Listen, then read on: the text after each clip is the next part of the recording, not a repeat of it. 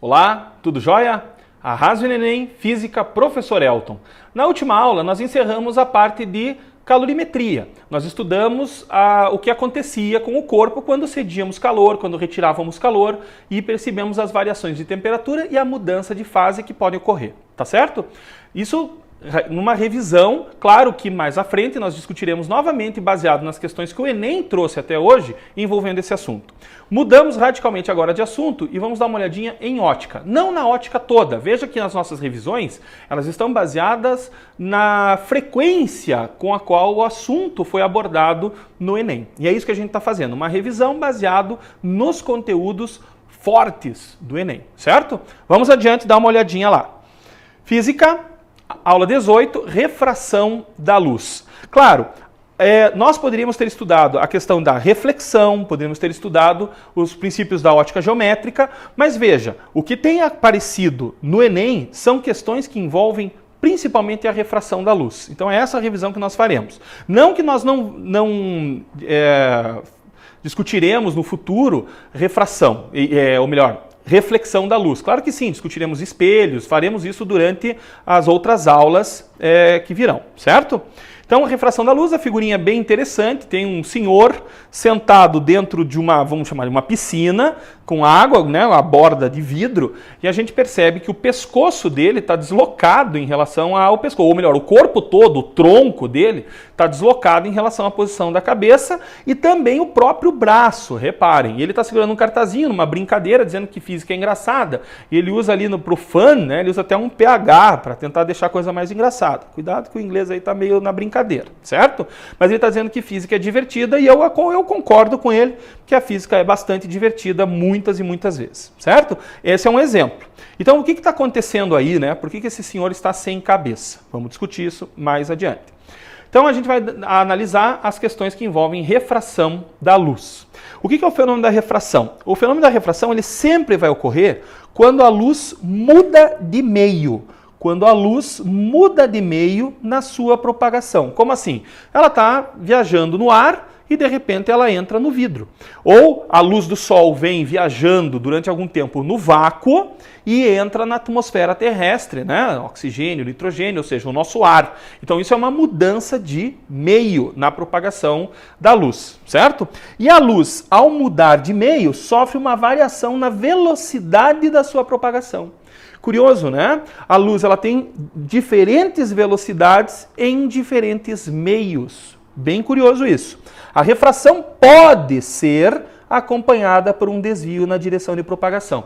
Veja, tem uma coisa muito importante aqui nesse texto, que ele está dizendo o seguinte, olha, a refração da luz envolve a mudança de velocidade da luz em diferentes meios. É isso que ele disse. Aí, num outro momento, ele diz assim, olha, pode acontecer uma mudança na direção de propagação. Então, se você fosse dizer o que é a refração, você vai dizer que é em virtude, a refração ocorre em virtude da mudança na velocidade de propagação da luz de um meio para o outro, certo? Que pode, eventualmente, vir acompanhada de um desvio, tá certo? Tudo bem? Segue lá. Reparem, a figurinha está mostrando isso. Você tem um raio de luz aqui que se propaga em linha reta, certo? Eu estou fazendo minhoquinha assim só para destacar melhor para você enxergar. Mas a luz se propaga ali em linha reta, olha aqui, ó, certo? Se propagou em linha reta. Ela está num determinado meio, certo? Então esse meio poderia, sem problema nenhum, ser o ar. Ele não diz aqui, mas poderia ser o ar. E de repente ele passa para um outro meio, poderia ser um pedaço de vidro, poderia ser inclusive a água, certo? E reparem que ele sofre um desvio. Se a refração não ocorresse, reparem que ele seguiria mais ou menos essa trajetória que eu estou desenhando em vermelho. Não é isso? Mas ocorre o fenômeno da refração seguido de um desvio nesse caso. Então a luz desviou. Se você observar a figura, existe uma linha tracejada perpendicular à superfície de separação dos meios, que a gente chama de dióptro, e essa linha é perpendicular. Então essa linha nós chamamos de linha normal. Reparem que existe um ângulo aqui, ó. Esse ângulo nós estamos medindo do raio em relação à normal. E esse ângulo nós chamamos de ângulo de incidência. Já vai aparecer na outra figura aí. E reparem que depois que o raio refratou, esse raio 2 que já está propagando na água, vamos imaginar, reparem que existe agora um novo ângulo formado com a mesma normal, obviamente, certo? Esse ângulo é chamado de ângulo de refração. certo? Esses ângulos de refração se relacionam de uma certa forma, a gente já vai ver como, com os índices de refração, ou seja, com uma maneira de caracterizar cada meio. Vamos adiante? O índice de refração, ele caracteriza o meio, certo? Então eu posso dizer qual é o índice de refração da água, qual é o índice de refração do ar, qual é o índice de refração do vidro, do diamante, do acrílico, né, do vácuo, certo? E esse índice de refração, que nós chamamos de absoluto, de um meio, né, esse índice de refração absoluto de um determinado meio, é nada mais, nada menos do que a razão entre a velocidade da luz no vácuo e a velocidade de propagação da luz nesse meio, certo? Então eu posso traduzir esse texto através de uma equação. Repare que o índice de refração, que a gente vai usar a letra Nzinho para representar, é nada mais, nada menos que a razão, a divisão da velocidade da luz, que nós representamos pela letra C, a velocidade da luz no vácuo, melhor dizendo, que nós representamos pela letra C, dividido pela velocidade da luz nesse meio que você está estudando, certo? Tudo bem? Então isso demonstra para nós qual é o índice de refração desse meio. Lembrando que a velocidade da luz no vácuo ou no ar, a gente não vai fazer distinção de vácuo e ar aqui, vale 3 vezes 10 na oitava metros por segundo. Isso talvez você já tenha escutado 300 mil quilômetros por segundo, não é isso? Então essa é a velocidade da luz no vácuo ou no ar. 300 mil quilômetros por segundo, ou, escrevendo em notação científica, em potência de 10, no sistema internacional, 3 vezes 10 na oitava metros por segundo. Então, N, reparem que é uma grandeza adimensional. O que é ser adimensional? Não ter dimensão. Por quê? Não ter unidade. Por que ele não tem unidade? Porque ele nasce da divisão de uma velocidade dada em metros por segundo, com uma outra velocidade também dada em metros por segundo. Metro por segundo dividido com metro por segundo não tem unidade, não sobra, dá 1, né? Essa divisão dá 1. Uma coisa dividida por ela mesma dá 1. Então não sobrou unidade, 1 não é unidade, então ela é uma grandeza adimensional. O índice de refração de um meio vai ser sempre maior ou no máximo igual, ou no mínimo, né? Melhor dizendo, igual a 1. Por quê? Porque a velocidade da luz é a maior velocidade que existe no universo. Nada se propaga mais rápido que a luz. Então, como C é sempre maior que V, reparem que eu estou marcando aqui, ó, como C sempre é maior que V, essa razão vai ser sempre um número maior que 1, ou no máximo igual a 1, no caso de você ter o V igual a C aqui, né? Certo? Aí C dividido por C vai dar 1. Então ele sempre maior que 1, ou no máximo, ou no mínimo, melhor dizendo, né? Claro, igual a 1. No vácuo, N igual a 1. Claro, qual é a velocidade da luz no vácuo? É C. Então C dividido por C dá 1. Então o índice de refração do vácuo é igual a 1 e do ar é aproximadamente igual a 1, mas a gente não vai fazer distinção aqui, o Enem não faz essas distinções, as universidades, de maneira geral, não fazem essas distinções, então a gente pode dizer que o N do ar também é igual a 1, certo? Então o N do ar é igual ao N do vácuo, né? Então você pode falar isso sem medo nenhum, certo? Tranquilo? Então isso a gente chama de índice de refração absoluto do meio. Você está relacionando a velocidade da luz nesse determinado meio que você está estudando, vidro, água, com a velocidade da luz no vácuo. Tá? Então, índice de refração absoluto. Existe também o índice de refração relativo. O índice de refração relativo, você faz uma razão entre os índices de refração de um meio em relação ao outro. Então, imagine dois meios. Podia ser ar e água, podia ser água e vidro. Tá certo? Aqui meio 1 e meio 2. Então você vai dizer que o índice de refração relativo do meio 1 em relação ao meio 2, ó, ali não é 1,2 não, gente, é o meio 1 e meio 2, tá? Esse índicezinho, esse subíndice aqui do N, está dizendo do meio 1 para o meio 2. Então você vai fazer sempre a razão do primeiro pelo segundo. Então qual é o índice de refração relativo do meio 1 em relação ao meio 2? Índice de refração do meio 1, porque é o primeiro que apareceu aqui, dividido pelo índice de refração do meio 2, porque é o segundo que apareceu aqui, certo? Se você quisesse saber qual é o índice de refração relativo do meio 2 em relação ao meio 1, olha como é que você ia fazer. N do 2, que foi o primeiro que apareceu aqui, dividido pelo índice de refração do 1, que foi o segundo que apareceu, certo? Então é fácil de lembrar porque é sempre o primeiro dividido pelo segundo. Então índice de refração do ar, né, vamos brincar aqui, índice de refração do ar em relação à água, qual é? Como é que você vai fazer isso? N do ar, porque foi o primeiro que apareceu, dividido pelo N da água, que foi o segundo que apareceu. E assim você consegue determinar o índice de refração relativo do ar em relação à água. Tá claro, gente? Tudo bem? Então tá aí. Claro que, se você olhar bem, se você prestar atenção na matemática da coisa aqui, o índice de refração do meio 2 em relação ao meio 1 é o inverso do índice de refração do meio 1 em relação ao meio 2. Certo? É só pegar o inverso. Tudo bem? Tranquila a ideia? Adiante. O índice de refração, ele também pode ser obtido através da razão entre velocidades. Afinal de contas, a refração envolve velocidades. A gente viu isso já no primeiro slide. Então vamos brincar um pouquinho. Ó. Índice de refração do meio 1 em relação ao meio 2. Ora, índice de refração do primeiro dividido pelo índice de refração do segundo. O 1 que apareceu primeiro dividido pelo 2 que veio depois, certo? Mas nós vimos que o índice de refração do meio 1 é a velocidade da luz dividido pela velocidade da luz nesse meio 1. Dividido pelo N2. Quem é o N2? Velocidade da luz no vácuo, C, dividido pela velocidade da luz nesse meio 2. Não é isso? Então eu estou fazendo uma divisão aqui, fração de fração, certo? Como é que resolve isso?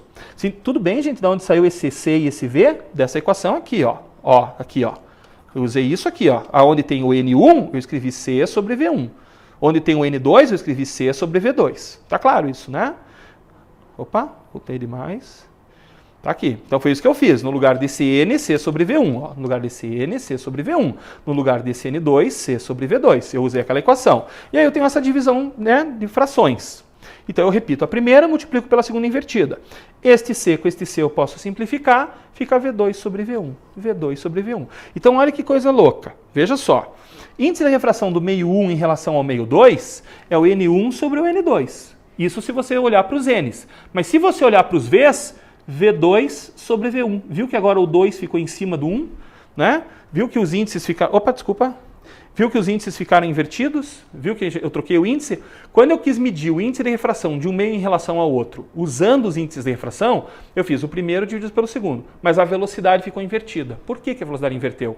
Porque velocidade e índice de refração são grandezas inversamente proporcionais. O que isso quer dizer? Quanto maior o índice de refração de um meio, menor é a velocidade da luz naquele meio. Tá certo? Quanto maior o índice de refração, menor é a velocidade da luz naquele meio. Por causa dessa relação inversa, quando você vai determinar o índice de refração em função das velocidades, você tem que trocar. É o segundo dividido pelo primeiro. Claro que você não vai lembrar assim, você vai lembrar que tem que inverter, certo? Tudo bem? Vamos adiante. Então o que eu ganhei com isso? Que o índice de refração do meio 1 e 2 é dado por N1 sobre N2, o primeiro dividido pelo segundo, mas quando for velocidade eu inverto os índices, porque velocidade e índice de refração são grandezas inversamente proporcionais. Tá claro, gente? Tudo bem? Então eu ganhei equações importantes para calcular índice de refração de um meio em relação a outro, certo? Vamos adiante. Eu posso também determinar o índice de refração através de comprimentos de onda, certo? Eu acho que a gente não precisa ficar olhando essa equação toda, a gente já chegou até aqui, ó, né? V2 sobre V1, a gente já chegou aqui, ó. Só que a gente pode lembrar lá da ondulatória que V é igual a lambda F, onde esse lambda é o comprimento de onda da luz e F é a frequência. Lembra o que é comprimento de onda? Imagine uma onda, né? A luz é uma onda, e eu tenho essa distância dessa crista para essa crista. A distância entre duas cristas eu chamo de lambda, que é o comprimento de onda, da onda, certo? E F é frequência, a gente já discutiu frequência aqui. Frequência é a quantidade de vezes que uma coisa ocorre na unidade de tempo. Então é quantas vezes essa onda oscila, né? Quantas vezes essa onda oscila a cada segundo, certo? Então, no caso da luz, são alguns milhares de hertz, certo? Na variação da frequência. Então, na frequência da luz, melhor dizendo. Então, a frequência 2 e a frequência 1 não muda. Não existe nenhum fenômeno que varie frequências, certo? Frequência é uma característica de fonte. Então, a frequência da luz no meio 1 é igual à frequência da luz no meio 2. O que eu estou querendo dizer aqui, gente, é que quando a luz passa da água para o ar, por exemplo, a frequência da luz não muda. A frequência de oscilação da onda luminosa não varia, certo? Frequência nunca varia. Dessa forma. Cuidado que tem o efeito Doppler, mas o efeito Doppler não é uma variação da frequência da fonte, é uma percepção em função de movimentos relativos entre fonte e ouvinte, certo? Ou fonte e quem vê, né? A fonte luminosa e quem vê, no caso do efeito Doppler para a luz. Mas aqui não é a questão. Aqui é a luz que está passando de um meio para o outro e nisso não ocorre mudança de frequência. Então, como a frequência 1 é igual à frequência 2, você pode simplificar as frequências e você ganha uma equação né, para calcular o índice de refração do meio 1 em relação ao meio 2 em relação aos comprimentos de onda, lambda 2 sobre lambda 1, certo? Então a gente completou legal uma equação para conseguir calcular o índice de refração do meio 1 e do meio 2, em relação ao meio 2, melhor dizendo, em função dos índices de refração, em função das velocidades de propagação e como curiosidade, né, fique tranquilo com isso, em relação aos comprimentos de onda, certo? Tudo bem? Vamos adiante? As leis da reflexão. Primeira lei da reflexão. O raio incidente, né? O raio que vem propagando, por exemplo, no ar e vai passar para a água, a gente chama isso de raio incidente. A reta normal, lembra da reta normal, Nzinho, N, né? E a superfície de separação dos meios. No ponto, aqui é T, no ponto de incidência e o raio refratado RR são coplanares. Puxa, professor, lendo assim, não sei se eu entendi direito. Ele está dizendo o seguinte, ele está dizendo que esse raio de luz aqui, que é o raio de luz incidente, anormal e o raio refratado estão no mesmo plano. É isso que é ser coplanar, certo? Então ele disse simplesmente que o raio incidente, anormal e o raio refratado estão no mesmo plano, certo? Você pega uma folha de papel, vamos imaginar, a folha de papel é um plano, então todos esses raios de luz estão, esses dois raios de luz mais a normal, melhor dizendo, estão no mesmo plano. Nunca acontece, por exemplo, da luz chegar nesse plano aqui, refratar e sair para lá assim, ó. Isso nunca acontece. Se ela chegou nesse plano, ela vai refratar e vai refratar continuando nesse mesmo plano. Ela não vai mudar de plano. Certo? Essa é a primeira lei de reflexão, penso que bem tranquilo de entender, não é isso?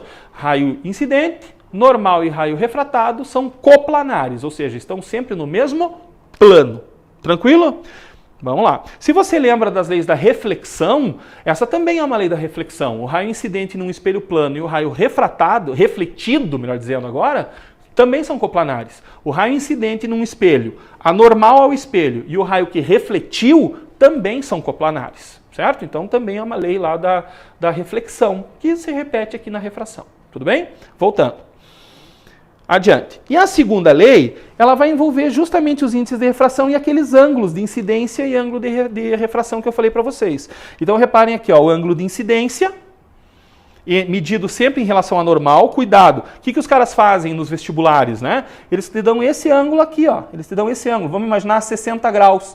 Aí você pega para o ângulo de incidência 60 e errou, porque se esse ângulo aqui é 60, quanto vale esse ângulo de incidência? Ora, em relação à normal, que é 90, então falta 30 para fechar os 90, não é isso? Então tomem cuidado com esse tipo de situação, cuidado com esse tipo de detalhe, certo? Às vezes a gente tropeça nessas coisas. E os caras montam essas armadilhas aos rodos para a gente.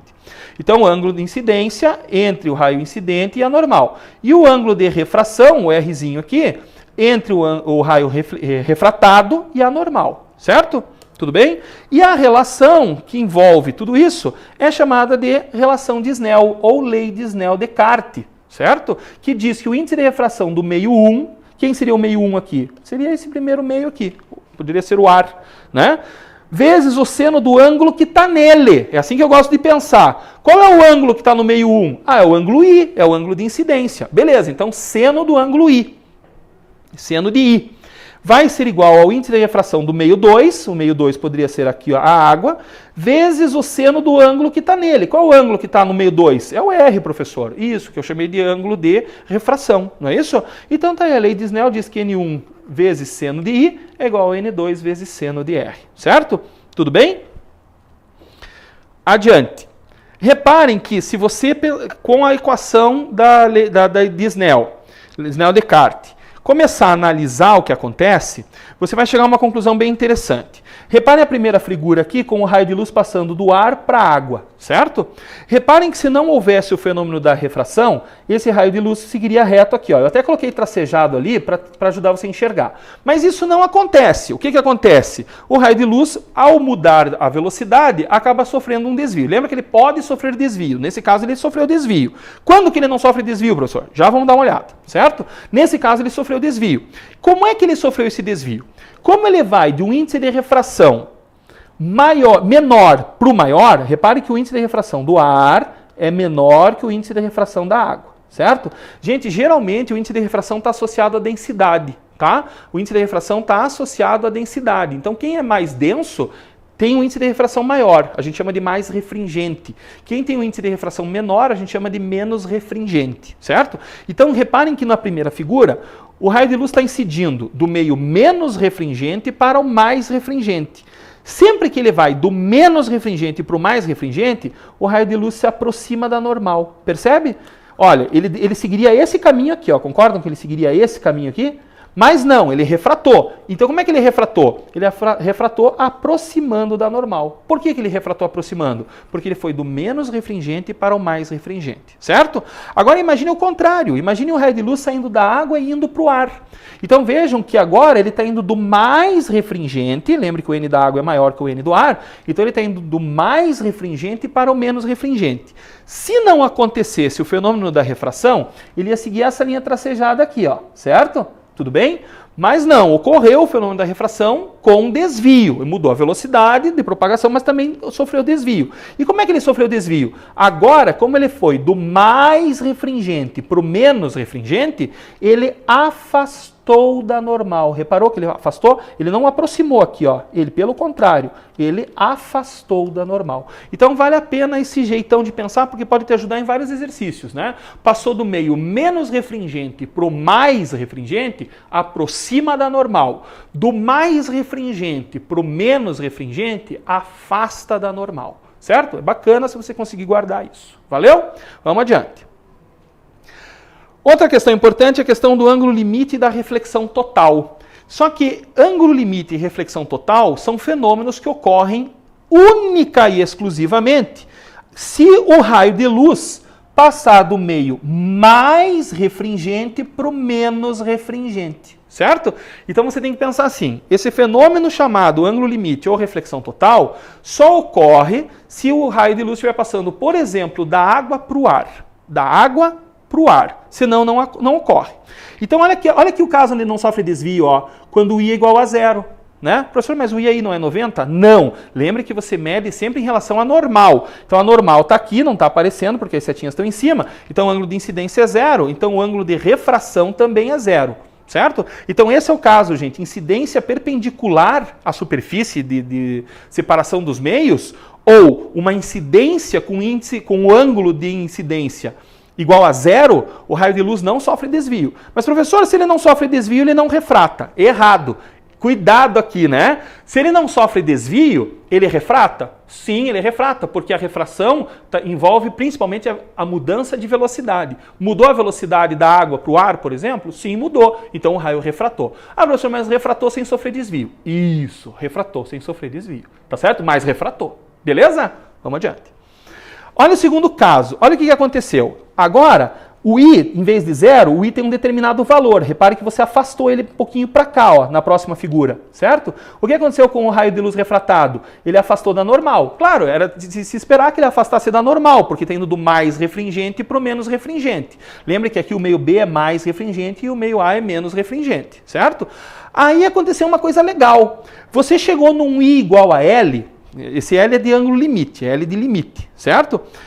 Onde ocorreu o seguinte, como esse raio de luz refratado foi afastando a normal, foi afastando a normal, foi afastando a normal para os diferentes ângulos que você foi colocando, chegou uma hora que para um determinado ângulo I, chamado ângulo limite L, a incidência foi rasante. Olha, o raio de luz está saindo rasante a superfície.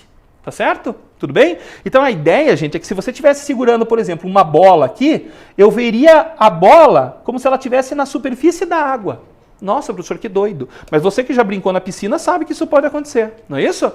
Agora, se você ainda aumentar um pouco mais o ângulo, de formas que ele seja maior que o ângulo limite, veja que este I agora é maior que o ângulo limite, não tem mais como incidir rasante, já incidiu rasante. Então agora o raio de luz volta para o meio da onde ele veio. Ora, mas professor, isso caracteriza um outro fenômeno, chamado reflexão. Isso mesmo, onde o I é igual ao R, lembre disso, né? O I é igual ao R. Então ocorreu nessa situação a reflexão total. Então quando ocorre a reflexão total? Quando o ângulo de incidência é maior que o ângulo limite. Tá claro? Se você quiser calcular o ângulo limite, é tranquilo, ó. Seno de L, né, seno do ângulo limite, vai ser o índice de refração do menor meio, Quem seria o menor meio ali? O ar, certo? Dividido pelo índice de refração de maior índice de refração. Pelo meio cujo índice de refração é maior. No caso, a água. Então, se você pegar o índice de refração do ar, que é o menor, no exemplo que eu dei, dividido pelo maior, que é a água, você vai encontrar um valor. O seno de L é igual a esse valor. Então, o arcosseno, né, o arcosseno que é igual a L, vai ser o ângulo limite, certo? Tudo bem? Claro que para esses casos, gente, os vestibulares, o próprio Enem, colocam uma razão aqui que vai dar um seno tranquilo de encontrar naquela tabela, né? Que eu já falei para vocês que eu substituí lá, então é bem fácil encontrar o valor naquela tabela, certo? Então, o seno de L é igual a raiz de 2 sobre 2. Aí você falou, opa, peraí, esse L é de 45 graus, certo?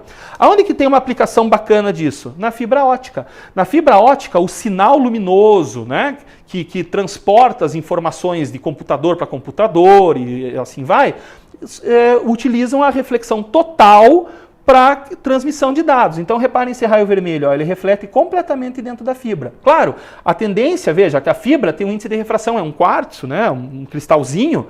Então, o índice de refração desse cristal é maior que o índice de refração do ar. Então, o raio de luz está tentando passar do meio mais refringente para o menos refringente. Só que o ângulo aqui, ó, esse ângulo aqui é maior que o ângulo limite. Ora, então vai ocorrer o fenômeno da reflexão total. Tá claro? Legal? Uma aplicação tecnológica para esse fenômeno. Bem interessante, diga-se de passagem. Tranquilo até aqui, gente? Muito bem. Façamos nesses minutos que nos restam alguns exercícios para ilustrar isso que a gente discutiu a respeito do fenômeno da refração. Certo? Vamos lá. Exercício 1. Um raio de luz que incide em uma interface ar-vidro, fazendo um ângulo de 60 graus com a normal, é refratado segundo um ângulo de 30 graus. Se a velocidade da luz no ar vale c, qual a sua velocidade no vidro? Olha só, daí tem que marcar a letrinha lá. Então vamos identificar. Esse cara aqui é normal, esse raio de luz é o raio incidente, esse aqui é o raio refratado. Quem é esse 60? É o I, né? É o ângulo de incidência, 60 graus. Quem é esse 30? É o ângulo de refração, 30 graus, certo? Nesse tipo de fenômeno, qual é a lei que me permite calcular isso? Lei de Snell-Descartes. Muito bem. Então, vamos lá. Vamos usar a lei de Snell. Só que eu escrevi ela de um jeito diferente. Veja se você identifica, ó. Eu escrevi N1 sobre N2 é igual a seno de R sobre seno de I. Você concorda que isso é a lei de Snell? Multiplica cruzado N1 seno I igual a N2 seno R. Concordam? Só que eu escrevi desse jeito, certo? Só que aí você poderia lembrar assim, professor, mas espera aí, N1 sobre N2 não é o índice de refração do meio 1 em relação ao meio 2? Sim, muito bem. Então eu posso igualar isso à razão entre as velocidades. Só que velocidade é inversamente proporcional aos índices de refração. Então eu troco os índices, V2 em cima e o V1 embaixo. Beleza? Então eu escrevi essa equação desse jeito aqui, ó, certo? Tudo que a gente tinha visto até agora está sintetizado de certa forma. Faltou aí o lambda, né? Faltou aí o lambda. Mas, de qualquer forma, o que a gente viu está sintetizado nessa equação. Claro que eu não tenho os índices de refração. Ele não falou, pode ver, volte lá no texto depois, pode ver, ó, posso até voltar aqui para você, ó, pode ver que ele não fala a respeito dos valores do N, nem na figura tem. Então eu não vou usar os N's, então esse pedaço da equação eu não vou precisar usar. Eu vou usar só esse pedacinho que envolve os ângulos e as velocidades. Tá claro, gente? Tudo bem? Então agora vamos substituir. Seno de R, R não é o 30? Então escreve seno de 30, tá aqui, seno de 30. Dividido pelo seno de I, o I não é o 60? Então seno de 60, tá lá. Velocidade no meio 2, que é o que a gente quer descobrir, não é isso? A gente quer saber qual é a velocidade nesse meio aqui, né?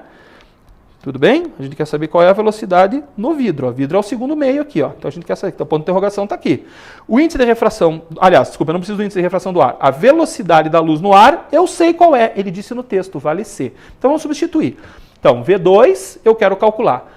Velocidade no ar, que é o meio 1, é Czinho. Então eu coloquei Czinho lá, certo? Agora tem que ir naquela tabela, tá bom? Vai naquela tabela, que eu já falei para vocês que eu corrigi, né? Na aula mesmo eu tinha corrigido, mas eu coloquei de novo lá, quando você receber esse material, vai estar bacana na sua mão, não vai ter confusão nenhuma.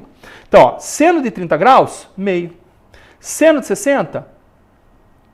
Seno de 60? Que coisa esquisito isso aqui é. Seno de 60 é raiz de 3 sobre 2. Está esquisito isso aqui. Saiu errado aqui. É raiz de 3 sobre 2. Tudo bem? Ó, pode ver que aqui saiu errado. Gente, deixa eu falar para vocês, eu uso um editor de equações, às vezes ele me trai. né? Às vezes ele me trai. Sei lá o que ele fez aqui. Pode ver que aqui está correto de novo, ó, tá?